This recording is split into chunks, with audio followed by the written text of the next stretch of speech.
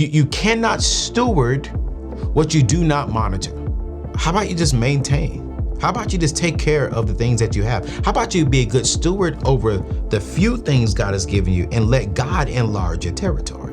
The reason why you have not gotten the pay raise, the upgrade, the business that you really want is because you can't maintain the job and the position that you currently have right now. You cannot maintain that well. Welcome to the table. Welcome to the table. Build wealth, life. Welcome to the table. So I want to start off today's show by asking you this direct question. Are you feeling like your hard-earned money is constantly slipping through your fingers? Are you feeling like you're going to work Monday through Friday and you're like, what the heck is going on with my money? If that's you, today's video is for you, because I'm excited because I'm going to be sharing 7 powerful strategies that have tremendously helped me retain more of my income. This show to me is going to be a crucial show to all of us who want to really get our money back inside of our hands and take control of our finances. But before we get into these 7 powerful strategies, I want to jump into today's scripture and affirmation. I was reading my Bible earlier today at home for my morning devo, and I left my Bible at home, so I got to go to the computer. I feel naked without my sword in my hand. But today's scripture is coming from Proverbs 21, 21 verse 20, and I have it up here on my screen. It's a simple scripture. We've heard this before, but the wise store up choice food and olive oil, but fools gulp theirs down. Again, the wise store up their choice food and olive oil. The wise store their money. The wise save their money. The wise invest their money. But fools spend it all. But fools eat it all. But fools waste it all. But my E3 family, we are not fools. We are not individuals that's going to waste our money. And I want to start off today with this affirmation, and I want you to repeat this after me. If you're driving, I want you to pause and rewind it, and I want you to hear this, because this affirmation is what we need to be saying every single day for the next 7 days. I am a wise steward of my resources, valuing and saving them diligently. In my dwelling, there is abundance and security, for I manage my treasure wisely, ensuring a prosperous and stable future. I got to say that one more time. Can I say it one more time? I am a wise steward of my resources, valuing and saving them diligently. In my dwelling, there is abundance and security, for I manage my money wisely. I manage my future wisely, ensuring a prosperous and stable future. Listen, about 41% of you all who are currently watching this, you are subscribed to the E3 family. You are a part of the E3 family by simply subscribing to the podcast or subscribing to the YouTube channel. But me and my team was doing some research, and we realized that 59% of you all watching this right now are not a part of the E3 family. You're not a part of the YouTube community, of our podcast community, the overall community. I want to ask you a direct favor. Can you please join this family? It's not just about me, it's about you, because every single day of the week, we are dropping content that's going to help you increase in the areas of abundance, wellness, and freedom. That's why we call it the E3 family, because we're expanding in those 3 areas. And I want to ask you to hit that subscribe button, hit that bell button, be a part of a family that believes and that we're going to have a great 2024. We're going to have a great 2025. And by 2030, we're not in the same place. We're debt-free, we're wealthy. Join the family. Because I'm telling you right now, it's going to be absolutely amazing. And don't just join it. How about share this video, hit that thumbs up, and share this video with your peers. Share this video with your loved one. Because here's the very first thing that we have to have when it comes to the 7 ways you should be saving in the year of 2024. Here's the very first way. I need you to transition to a high-yielded savings account. Listen to me. Listen to me clearly. I've been talking about this lately, but I do not want to sit here and just fly by this. Why do you have your funds sitting inside of a regular checking account that's giving you 0.05% or is giving you 0.33% when you could be getting an interest rate as high as anywhere between 3 to 8%? I want you to consider switching your bank accounts to a high yielded savings account, which is short for HYSA, to maximize the interest earnings on your savings. This step can significantly, I mean tremendously, enhance your future when it comes to, your savings. If you're sitting down and you're saving for, a house, let's say if you're saving for, a car, let's say you're saving to go back to school. Let's say that you're saving for an emergency. Let's say you're saving for something. You need an HYSA, a high yielded savings account, because on average, you're going to get 10%, 10 times, not 10%, 10 times more than what you'll get inside of a regular account. And one of the accounts that I highly suggest is Sofi when it comes to your savings, because right now they're offering 4.60% on a high yielded savings account. As long as you open it up with $50 or more, man, you're going to be able to tap into that. And not will they just give you 4.60%, but they'll also give you $25 to go inside of your savings. So we know that the summer's coming up. We know that you are going to be, going on a summer vacation. Spring break is coming up. And we know that you're going to be going on a spring break vacation. If you have kids, high school graduation is coming up. Elementary school graduation is coming up. We have so many things coming up. Prom, mom and dad, is coming up. And so instead of you just sitting down and just allowing money to sit there and get no interest return on it, why not go and get 4.60%? Last month, I made over $500 with my money sitting inside of a high yielded savings account. Christmas is coming up. I'm sorry. Thanksgiving is coming up. I'm sorry. Birthdays are coming up. Special occasions are coming up. And it trips me out when people say, man, Christmas hit me all of a sudden. How? It happens the same day every single year. Man, her birthday came too quick. How? It happens the same day every single year.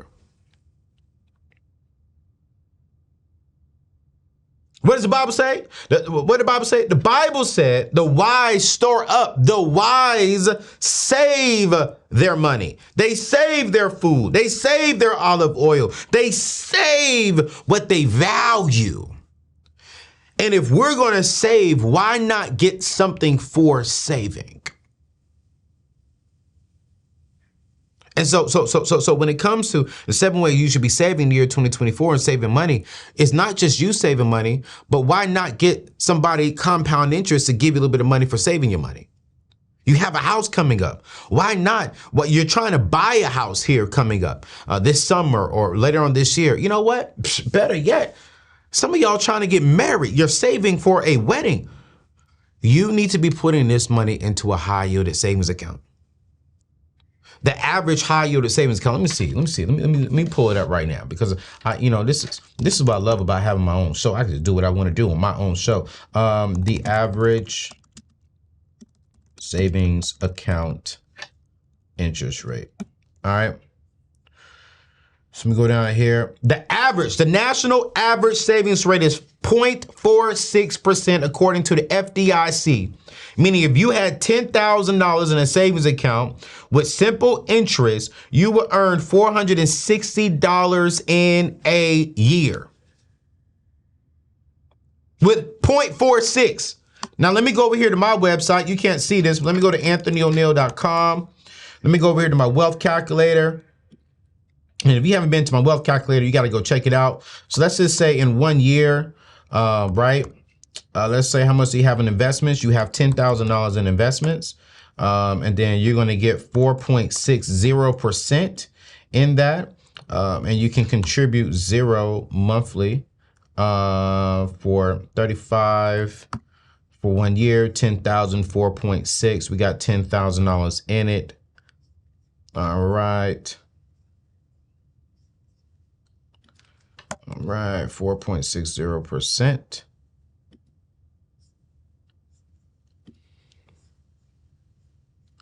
That's 0.46. So you can get $460 a year on that. right? Hold on, I'm doing the math wrong here. Hold on a minute, y'all. Hold on.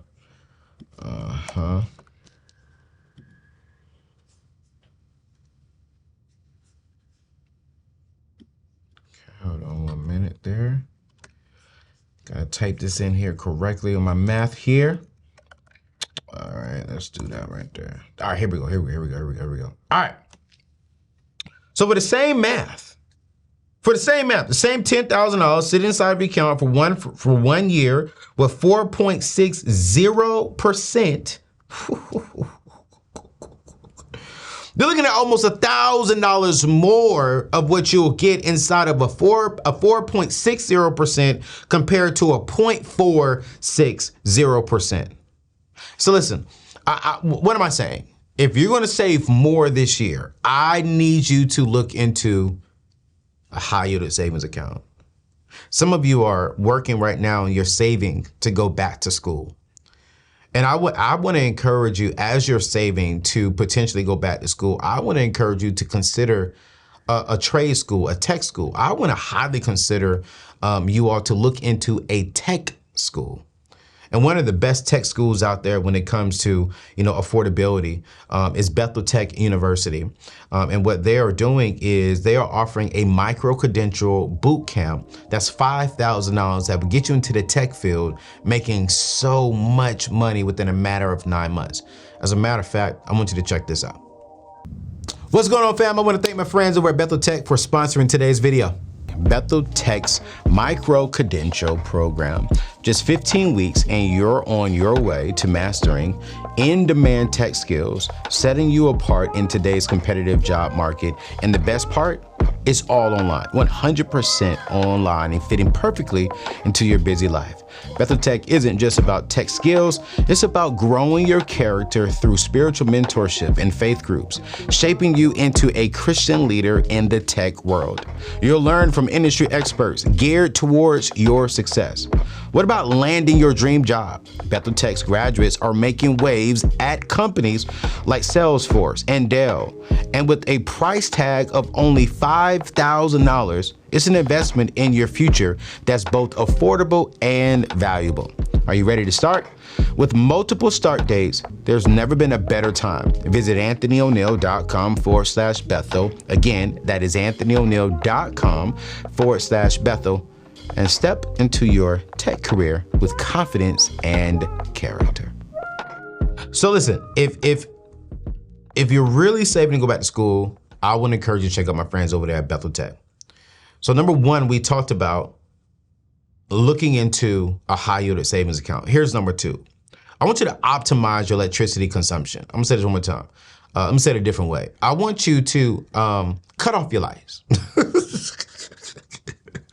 I want you to be mindful of how you're using your electricity in your home. Listen, I got my electricity bill the other day and I was like, what in the world? My electricity bill was almost $600.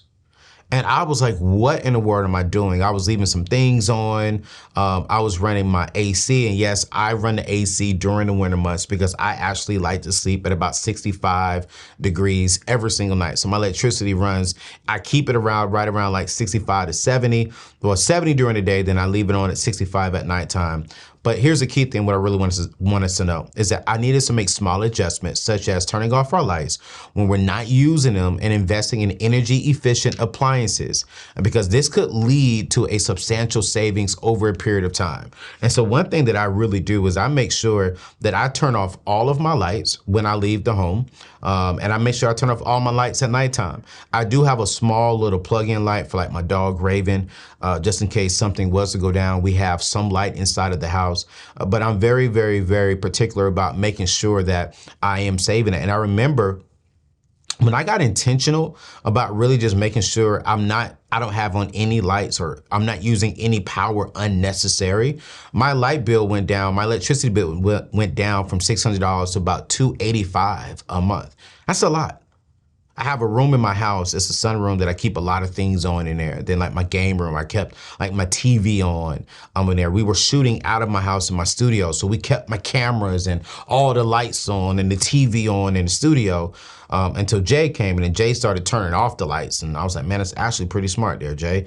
But before Jay, we weren't turning that off. And so when we started turning off every single thing, even when I'm gone from a long period of time, watch this, I turned off in my basement, I unplugged my ice maker machine because that's power. It's consuming power to make ice. And so I turn it off, I dump all the ice out. If I know I'm gonna be gone for like, 2-3 weeks or like a month at a time, I'll turn it off, dump all the ice out so I don't have a whole bunch of water in there, and then I'll just turn it off. I got a refrigerator downstairs in my basement too, and I know if I'm gonna be gone for a while and there's nothing in it, I turn off the refrigerator. Then when I use it, of course, I'll go in there and I clean out the refrigerator, make sure it's good and fresh, then I'll plug it back in. What am I saying? I'm being intentional about making sure that I am turning off the light. I remember growing up and my mom and dad be like, hey boy, turn off that TV when you sleep. My dad would come in there and turn off TVs. That's power. That's money you spending. And I think sometimes because we get so comfortable, we forget the small things like power. Like power. How do we save power? That's your AC bill. How do we save that? They say like in the summertime, like let's say for an example, if you keep it on, 72 throughout the summertime because it's so hot, you should possibly go up 1 degree, and then when it's cold, go down 1 degree. Like you want to try and keep it as close to what the outside temperature is that's comfortable for you so your system is not running so hard. And so, man, listen, going from $600 down to almost $300, that's a $300 investment. That's $300 that I could turn around and invest. That's $300 that I could turn around and invest into, the stock market, invest into more landscaping into my house, invest back into the business, et cetera. Whatever that is, I could turn around and invest that $300. As a matter of fact, I want you to put inside the comments if you're watching this on YouTube, how many of you all believe you're honestly wasting money on your electricity bill? Like, yo, you're right, Anthony, I need to. Another thing that I actually just did, within like the last month, is because I knew that the summer's coming back around. I had them come out and put brand new, I forgot what they called it, but they put brand new things underneath my door to make sure that the AC stays in. And then also watch this, I had them put tints on all of my windows in the house. Here's what I learned. If you tint your windows, that's a tax write-off because it's energy efficient stuff. So you'll be able to write off tinting that, and the tint keeps the heat out as much as possible and it keeps the cool air in. And so I'm thinking, what are some ways that I can save? What can I invest into now that will save me money down the road? And so when I started doing my research, I'm like, okay, why am I spending so much money on electricity bill? I found out, hey, if you tint your windows, it's a tax write-off because you can say you're saving energy. Then I went and had them refix all of my doors to make sure that all of my doors have the correct seals on them. So that way we're not letting out AC and heat is not getting in. And here's another thing that I really, really, really love about when tinting my windows that helps me out is that not only does it help me out with keeping my AC in and keeping the heat out, it also protects my hardwood floors. It also protects my appliances and everything that the sun is hitting through those windows. So that's something for you to look into. I don't have a contact, it's just something. I went on Thumbtack, found someone who tints homes for a living, and they came out there and tinted my entire home. I think from my home, it ran me about $1,500. But I immediately, even for the wintertime, immediately I saw the difference on my hardwood floors. Immediately I saw the difference of retaining what I have going on in the house, whether that's the heat on or the AC on. Immediately I saw the impact of that investment. Now I have a lot of windows in my house. You may not have a lot of windows. As maybe you need to, my suggestion is tint the part where the sun hits throughout the day. Tint that part and it'll save you some money. Here's number 3. I want you to monitor your spending very, very closely. You see, keeping track of our finances and where our money is going is a crucial financial step to becoming wealthy and to really having that true financial freedom. To make more informed decisions, there are 3 things I really want you to ask yourself in the year of 2024. Okay, there's 3 main things. Before you spend anything, here are the 3 things that I ask myself before I do it. I do this with my team, like, hey, help me understand why we need this. Like, why am I buying this? Just because you know I have the money, just because I know I have the money, I'm not just wasting it. I'm not just spending it. Seriously. Like here are the three things. I want you to write this down. Do I genuinely need this, or is it merely a want? Like, do I genuinely need this new backpack? Do I genuinely need this new car? Do I genuinely need this particular item, or is it merely just a want? Now, I'm not knocking wants, because I don't need this necklace. I don't need this watch. You know what I'm saying? I didn't need it. I wanted it, but I didn't get this and this before I took care of my priorities. Not gonna say I never, because clearly I did, but recently I have not purchased a want over a need.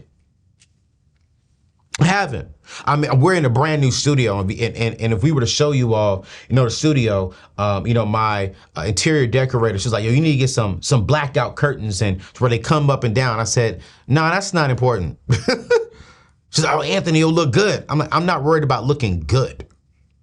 I'm really not worried. I want to make sure that I'm spending my money on places that we need. I have a staff. I need to make sure that we turn this studio into a money machine so that I can continue paying them, one, and two, that they can make more money. Me spending 5-10 grand on getting blackout curtains in this brand new studio doesn't make financial sense to me, because I can take that money and put it into another studio so we can start renting that out. Is it a need, or is it merely just a want to help us look good? So if y'all looked into the studio, you would see that we have like sound things in here, and they're brown and they're ugly.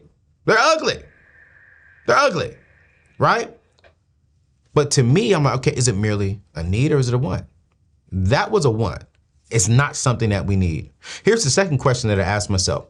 Is this purchase within my budget at the moment? So if I identify, okay, this is a need or this is a want, the second question is, if this is a need, is this within my budget right now? Okay, you want a new car. Is the cost of the car affordable to you right now? I'm not talking about, can I make the car payment? No. I'm talking about, if the car is $10,000, do you have $10,000 in your budget right now to spend? And if you do have $10,000 in your budget to spend, once you spend that $10,000, are you stressed? Are you hurt? Are you depressed? My team told me, hey, we need a new board because of the new studio. First question, do we need it? Do we want it? I had them tell me why we needed it. If they would have said, hey, we want it, and we already have a switcher, no, I would have said, no, we're not going to spend that kind of money on something that we want. Help me understand why we need it. And if we don't need it, just tell me the truth, because I want to spend money on the places that we need. When they told me we needed it, I didn't say yes immediately. I didn't. I said, okay, cool. Give me 48 hours. Because anything above $200, I don't make a quick decision on. Give me 48 hours. Let me look at my budget. Let me look at the company's budget, and I'll let you all know. I didn't tell them that I got the switcher until like a day or two before we was coming to set up. The switcher literally got here the day we were setting up the studio, because I had to make sure that it was within inside of my budget and it wouldn't hurt me and hurt the things that we need to be doing to keep the money flowing. Here's the third question. Can you find it somewhere at a lower price? Can you find it somewhere else at a lower price? Period. I don't have no problem. So, okay, you know what? They sent me a B&H photo. I went and looked on Amazon. I went and looked on eBay. I'm like, okay, cool, great. Let me see if I can find it somewhere else at a lower price. Here's the thing, family. You can't manage what you do not track. You cannot steward what you do not monitor. And if you're not monitoring your spending, if you're not monitoring where your money is going, if you're just out here, you're just spending money freely and just openly, and you're not tracking what you're doing, you're not asking yourself questions to hold yourself accountable, you're never going to get to the wealth that you desire. And here's something that I really want to encourage you to do. I came out with a tool, called the Wealth Builder, where you're going to be tracking your investments. You're going to be tracking your spending. You're going to be tracking where your money is going. It is simply $10. It is simply affordable. And I want you to get that tool, because if you're not monitoring what you're spending and what you're investing into, you guys, it's not going to be well. It's not going to be well. Because what's going to happen, which leads us into number 4, is that you're going to continue to be racking up debt. Because what you're going to be doing is you're just spending money, you're not saving money. And what's happening is, because you're spending your money, now you got to go borrow money to get that car. Now you got to go borrow money to, take that vacation that you knew that was coming up 6 freaking months ago. Instead of you saving the money in your high yield savings account, you went and spent your money on a brand new iPhone when you didn't need it. You wanted it. Oh my God, they got 4 cameras on the back now. Let me get this because the camera is better. I was like, man, please. This right here is an iPhone 13. Everyone's getting a brand new phone. Oh man, they got the brand new camera on there. Oh, and you can charge it with the same one that you charge up the computer on. I'm fine. I am fine. I don't need to have the brand new phone.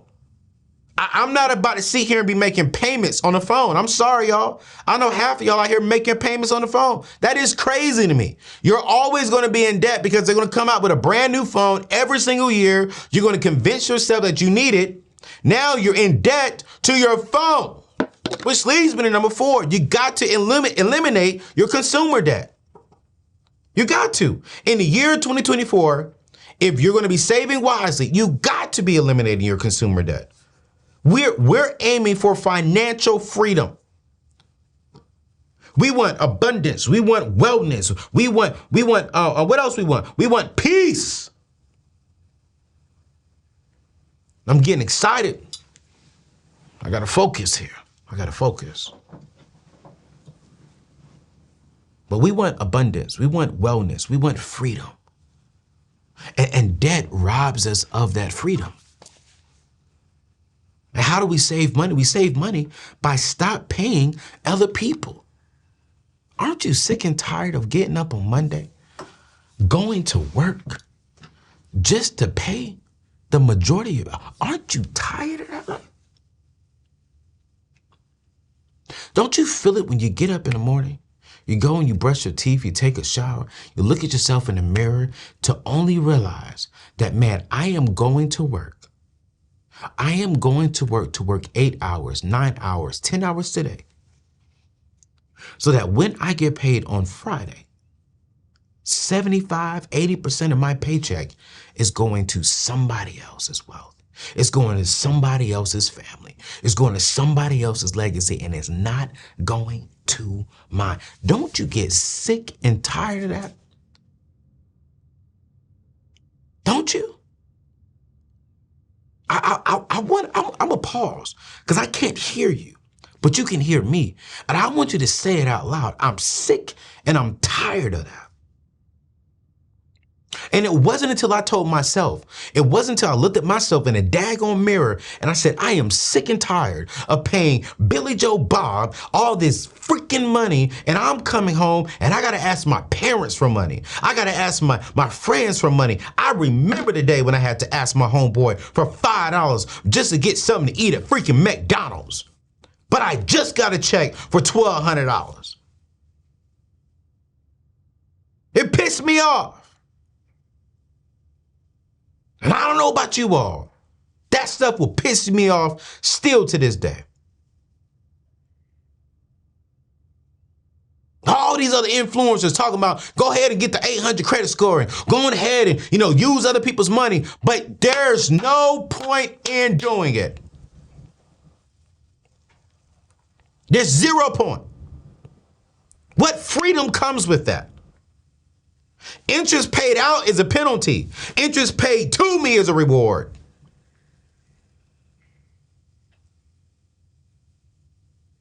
So what am I doing? I'm sitting here and I'm making everybody else rich. I'm making everybody else rich. Wells Fargo rich. Bank of America rich.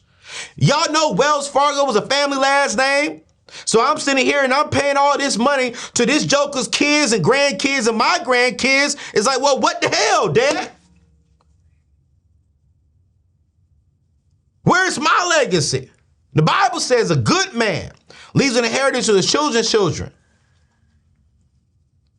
I'm helping that good man over there at Wells Fargo. I'm helping that good man over there at Bank of America. I'm helping that good man help them out. But what the hell am I doing with my family? I'm sorry. I'm sorry. I'm sorry.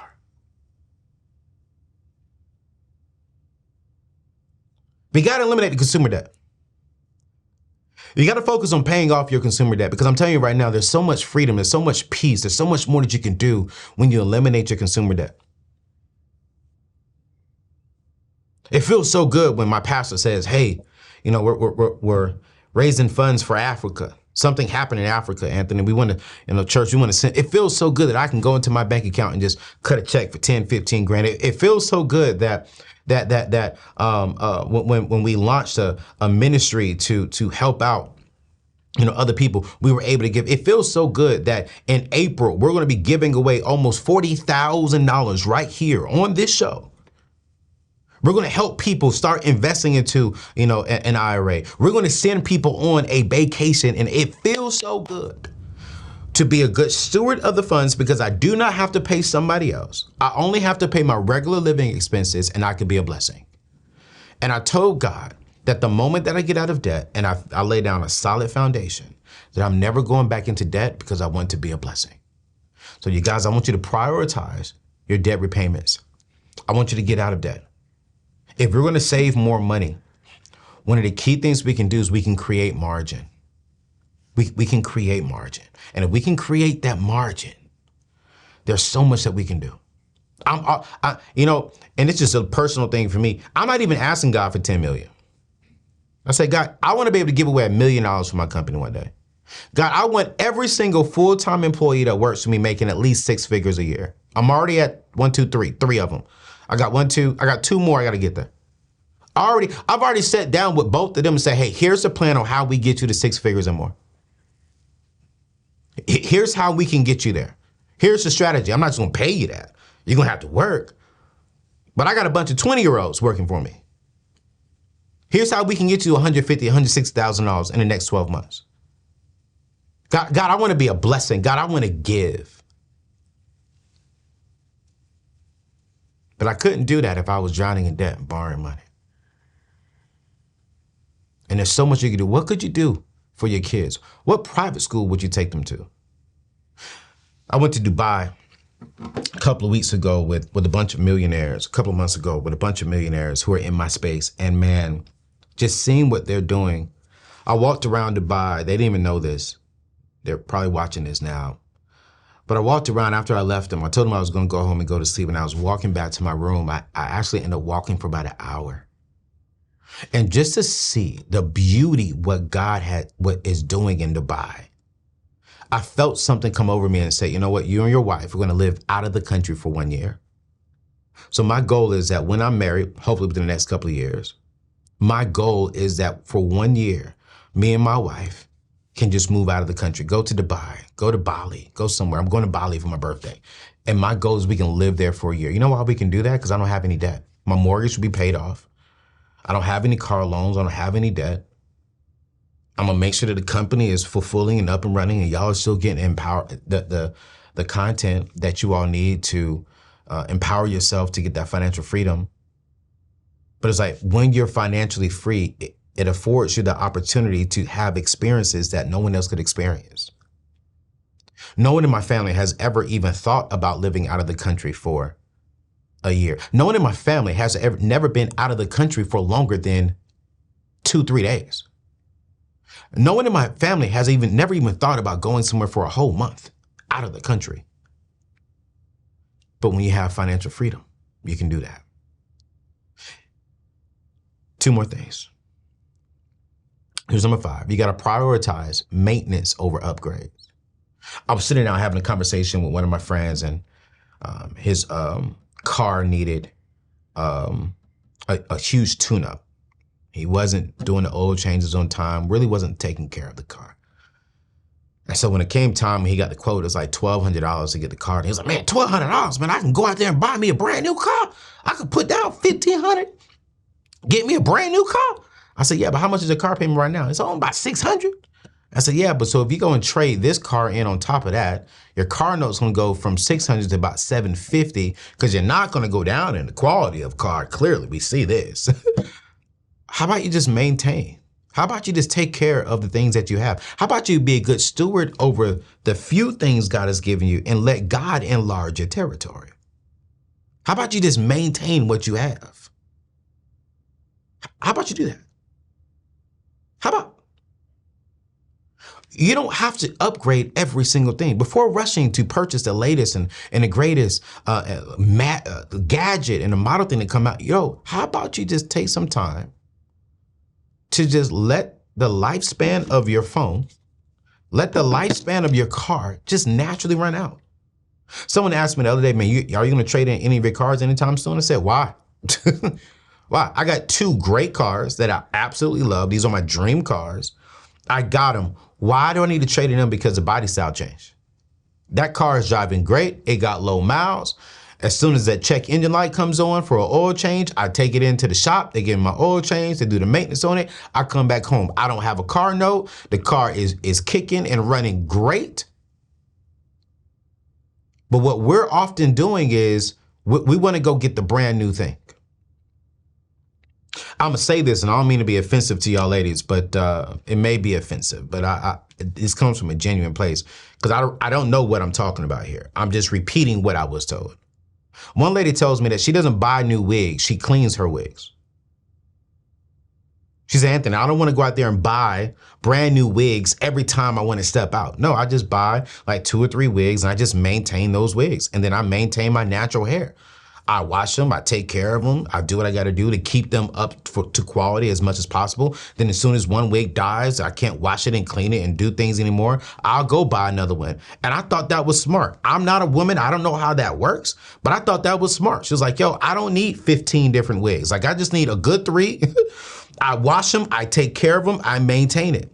Your house right now. The reason why some of you all have not had the opportunity, ooh, I feel this one in my spirit. The reason why God has not allowed you to get a new house, get a new car, is because you can't take care of the house and the car that you have right now. The reason why you have not gotten the pay raise, the upgrade, the business that you really want is because you can't maintain the job and the position that you currently have right now. You cannot maintain that well.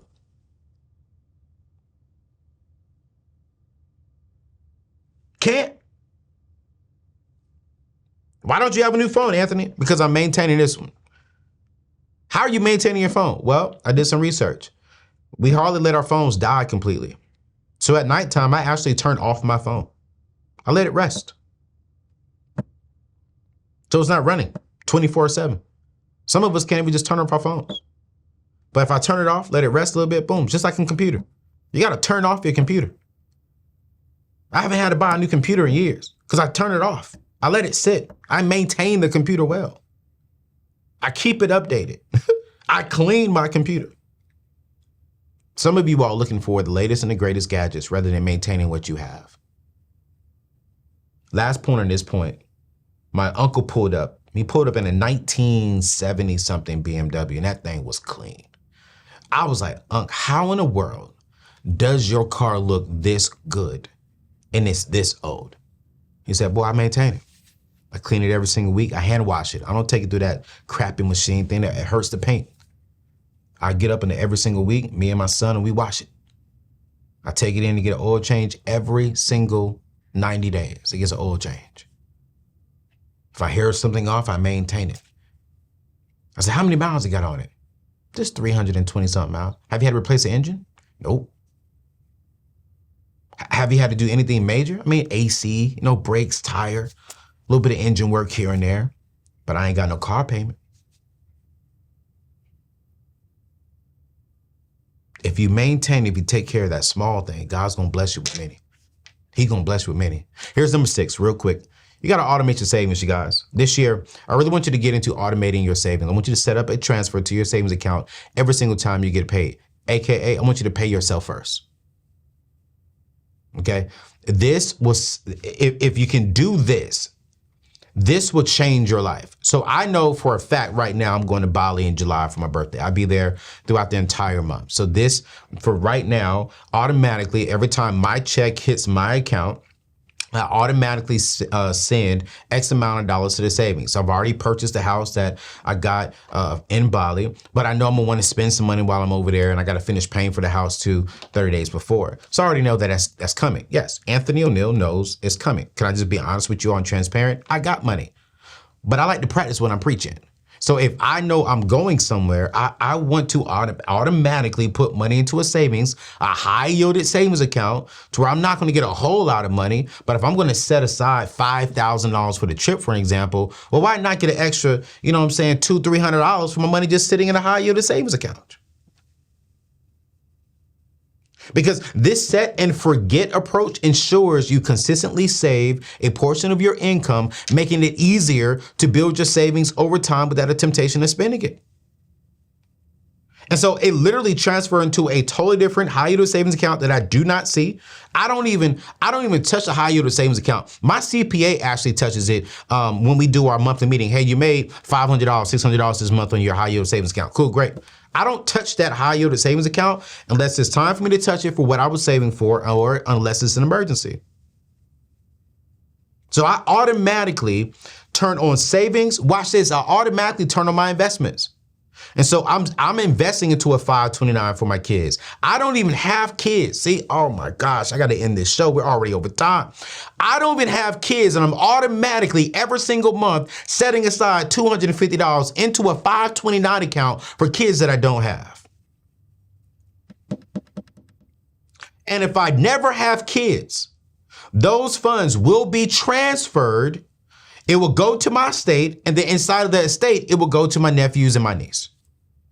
But if I ever have kids, can you imagine what would happen when my daughter or my son turn 18? Can you imagine the face that they are going to have when I hand them a check for 6 figures or more, and I say, I was thinking about you before I even knew your mama. I was thinking about you more than I was thinking about buying the latest and the greatest things. I wanted to save and invest not just into my future, but I also wanted to be a good steward and make sure that I save and invest for you. So it's automatically coming out. 529 is automatically coming out. I ain't even playing with it. I don't even see the funds. By the time my check hits the account, automatically on that day, by the time I get up, my tithe payment is going, my 529 is going, and what I've allocated to my savings account are gone. And my investments are gone. I invest into a SEP and an IRA. 5 things automatically gone. So now when I see the funds in that account, okay, that's all my money. I can budget for that and go have fun with it because I've already taken care of the responsibilities. I've already paid my tithe. I've already saved and invested. I've already done all that. And boy, I'm trying to tell you right now, it feels good. It feels good when my financial advisor tells me, yo, man, you maxed out all your accounts today. Great. Here's the last thing. Right now, I'm going through a lot of mouth stuff. You know, the teeth in my family are horrible. I brush my teeth 2 or 3 times a day. And I still have issues. I just had one pulled, and the gum is healing right now. Then I got to go back and get some root canals done. Then I got to go back and put the tooth back in there because I can't have my back teeth. That's what I eat off of, right? And while I was sitting in there, the young lady, this was so dope. She didn't know me. She didn't recognize me because I'm new to the area, right? This is so dope. I'm sitting back. She's like, you know, you should get an HSA account. You should automatically have your funds when you get your check automatically put into the Anthony, you know, go to your job and and tell them you want to get an HSA, which is a health savings account because that's tax free. So what she's telling me is, hey, automatically have your funds go into a HSA. So this way you can pay for this with tax free money because it will come out before taxes. And then I don't have to pay taxes on it when I pay it to them. So I was like, oh, really? And what was so funny is I sat there and I just listened. And I was sitting there laughing because I'm already doing that. I've been doing an HSA for like the last 8 years. In that account, I got like $60,000. So for my mouth stuff, for anything medical, I do not have to pay any money for it. When I walked up to the front, the lady said, well, how are you going to pay for it? You going to pay for credit card? You want to finance it? I pulled out my wallet. I gave her my HSA card. She was like, oh, you already have it. I said, yes, ma'am. So, oh, man, why did you not just stop me? I said, because I thought you was going to teach me something new that I needed to know. And you did. Thank you. Thank you so much. Thank you. Automatically saving just makes your life easier because you're not tempted to spend the money. And I think a lot of us are tempted to spend the money and we fall to that temptation, which this next one we're going to end on is going to be crucial and super important. But I want to go into this last one with a little bit of caution, because I think some of y'all would say, oh, this justifies me buying this. No, it doesn't. Here's the last one. I want you to adopt the buy once, cry once method. One thing that I do regret is that I'm the budget guy. I am the let me be frugal guy. In the very beginning, man, why would I go spend, $2,000, $3,000 on a couch when I can go to Wayfair and get it for $150? Then when I get it from Wayfair and I come home and my dog jumps on it for one day, it looks like I only spent $25. or I go to Wayfair and I buy this chair for the office, for the studio, and then after sitting on it for 5 times, moving it around, it falls apart. What am I saying? Well, goes back to ask yourself these 3 questions, right? Before you purchase something, ask yourself these 3 questions. Do I need or do I want it? Can I afford it? Is it within inside of my budget? Where can I buy it for lesser? Here's the 4th question I want to add with this one when it comes to adopt a buy once, cry once philosophy. When I say, can you buy it cheaper? I'm not asking, can you buy a knockoff version of it cheaper? I'm asking, can you get the same thing for a lower price, but the quality is the exact same? What do I mean? I recently bought a projector for my theater room. The tech guy who installed my projector gave me the projector that I should get. He was like, man, it's high quality. It's going to do you well. The projector was like $2,500. I was like, man, I'm not spending no $2,500 on no projector. So I went to Best Buy, and Best Buy has the clearance, open quality used. So I went on there and I saw one used open box thing for like $450. So I went and I bought it. It worked good. Oh man, it was working good. It was working good. Hear me clearly. I was like, see, I save money. Boy, I'm practicing when I'm preaching. Man, y'all, Super Bowl Sunday of this year. I wake up, it ain't working. It's not turning on. And I'm like, what's going on? And said, well, you went cheap. We installed a high system and you gave it a low quality output. I told you what to get. He was like, Anthony, I know you're the money guy, but now you got to pay me more money to come out on Super Bowl Sunday to fix the crap that I told you to not even get. So now watch this, Anthony. You're going to go back and you're going to go buy that projector that I told you that you will not have any issues out of, that will be underneath warranty, that you will be able to take back if something was to happen. And you got to pay me double the rate because you're taking me from my family. You're stopping me from cooking to come fix the problem that I told you not to have. So Anthony, do the math.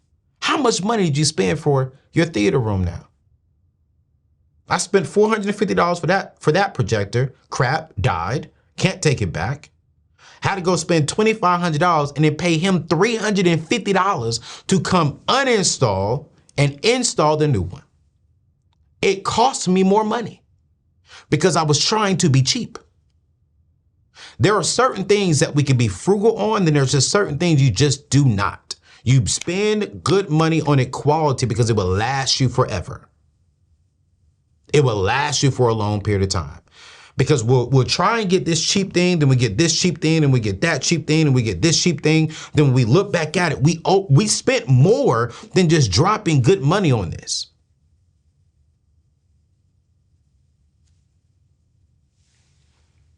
So adopt the buy once, cry once philosophy. I teach, hey, buy a quality used car. What would I say? 3 years old. I would never tell someone to go get a 15-year-old car because I'm not going to do it. I'm not. Quality items will last you longer. I'll never buy a brand new car. Anthony ONeal would never do that because no, I'm not going to spend, $50,000 on the car, and then as soon as I drive it off the lot, it's only worth $37,000. Then when I go to trade it back in, it's only worth $32,000. Now I'm gonna let you do that. I'm gonna let you do that since you want to listen to me.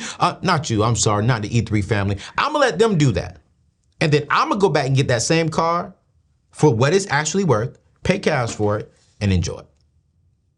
But I'm gonna buy once, cry once. I'm gonna buy quality. And now I have no problem buying quality things because I know it's gonna be worth the experience, number one. And two, I know it's gonna last me a long period of time. So listen, we are in a year of really expanding in the areas of abundance, wellness, and freedom. Wow, I'm just completely blown away about how our E3 community is responding to what we're doing this year. And I'm just so grateful for you. These are 7 ways that you should be saving in the year 2024. I pray that this blessed you. I hope this is well.